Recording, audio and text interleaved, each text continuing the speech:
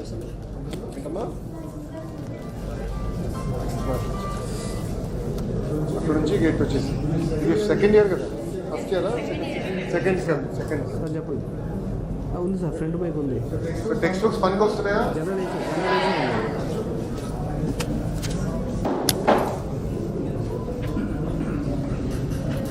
చెప్పేసి ఆల్రెడీ వచ్చినాయి.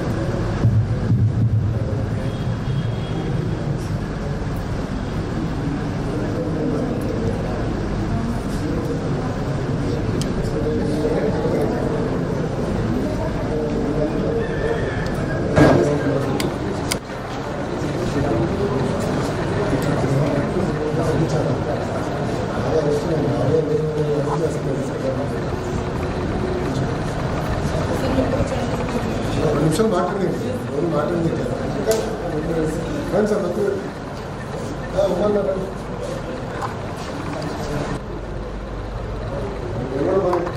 హలో ఉన్నా. దాంట్లో ప్రధానం ఏంటంటే ప్రైవేట్ డీట్గా మన ప్రభుత్వ పాఠశాలలు తీర్చిదిద్దాలి. దాంట్లో ఉపాధ్యాయులు ఒక మీరు ఒక సైడ్ బాగా చదవాలి, అన్నింటిలో గర్వపడేదని చదవాలి, ఉన్నత విద్య కూడా అక్కడితో ఆపకూడదు, పై చదువులు కూడా చదవాలి. ఈరోజు మీ అందరూ తెలుసు, డిగ్రీ లేకపోతే ఉద్యోగం వచ్చే పరిస్థితి లేదు. ఒకసారి ఉద్యోగం వస్తే మీ జీవితాలు మారిపోతే మీ కుటుంబం వాళ్ళ జీవితాలు, కుటుంబ సభ్యుల జీవితాలు కూడా మారుతాయి. సీరియస్గా తీసుకోవాలి. అందుకే నేను మంత్రి అయిన వెంటనే ఫస్ట్ టెక్స్ట్ బుక్స్ గతంలో 2019లో ఇచ్చేవాళ్ళు, తర్వాత ఆపేశారు. నేను వచ్చిన లేదు టెక్స్ట్ బుక్స్ ఇవ్వాలని అనుకుంటున్నాను.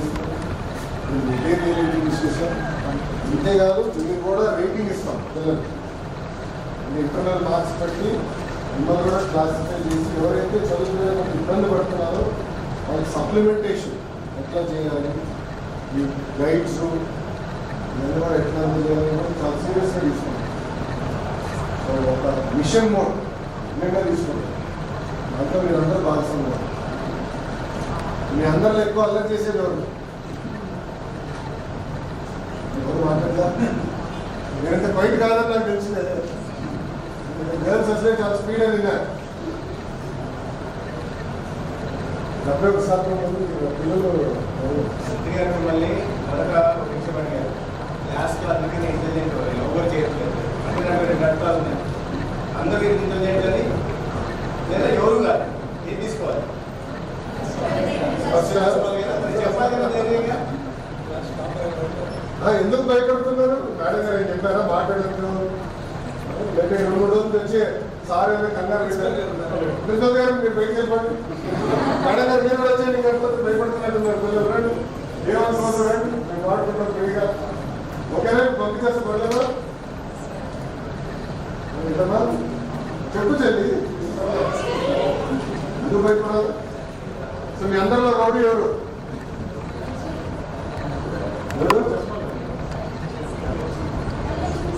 ఎక్కడుంది ప్రోగ్రామ్? ఎంసీ అన్నారు. ఏంటమ్మా మీ సైడ్ నుంచి మాకు ఫీడ్బ్యాక్ ఏంటి చెప్పండి. ఏం చేస్తే బాగుంటుంది? ఎందుకంటే మీరు ఒక బ్యాచ్, మీరంతా మీ తర్వాత మీ జూనియర్స్ వస్తారు సెకండ్ ఇయర్. ఏం చేస్తే బాగుంటుందని మీరు ఆలోచిస్తారు. నాకు సలహా లేదు అందరికీ, అన్నీ నాకు తెలుసని నేను ఎప్పుడు అనుకోను.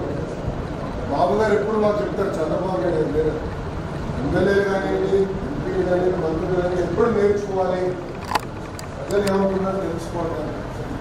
మీ దగ్గర నుంచి మాకు సలహాలు ఏమన్నా, సూచనలు ఏమన్నా?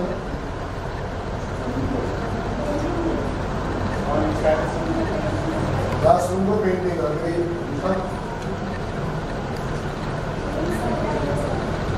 రూమ్స్ తక్కువ గ్రౌండ్ అసలు లేదు. ఉన్న చిన్న గ్రౌండ్ నేను కంపేర్ చేశాను. గ్రౌండ్ ప్రాబ్లం చెప్తున్నా కాంపౌండ్ ఉండి కొట్టి టైం తక్కువ ఉంది. గేమ్స్ స్పోర్ట్స్ ఎకనామిక్ ఎవరు చెప్పట్లా.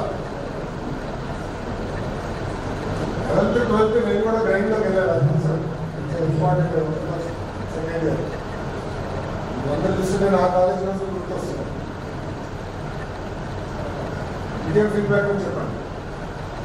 ఎకనామిక్స్ పరంగా ఏం చేస్తే బాగుంటుంది?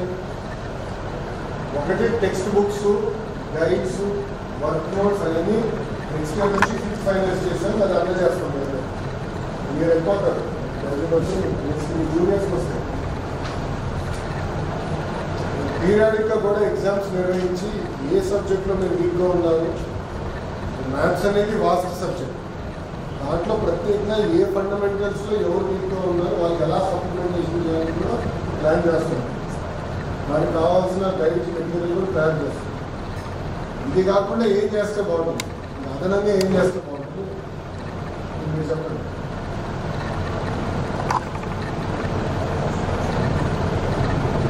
బ్యాక్ బెంచర్స్ చెప్పాలి. అందరు కిషోర్ గారు ఎవరు చెప్పట్లేదు.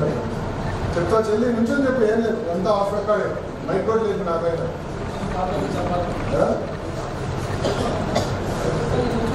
నుంచొని చెప్పమ్మా, చెప్పు. Give me feedback, please give me feedback. నాకు అవగాహన ఉన్నంత వరకు నేను ఆలోచించి చెప్పేది ఇది. బట్ రోజు డే ఇన్ డే చదివేది మీరు కదా. నేను ఇంటర్వ్యూ చేశాను. 98-99 చేశాను.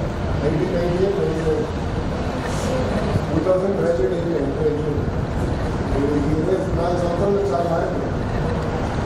ఇంకేం చేస్తే బాగుంటుంది? ఇంత పర్ఫెక్ట్గా ఉందా? మంచి మార్కులు తీసుకొస్తారా ఇయర్?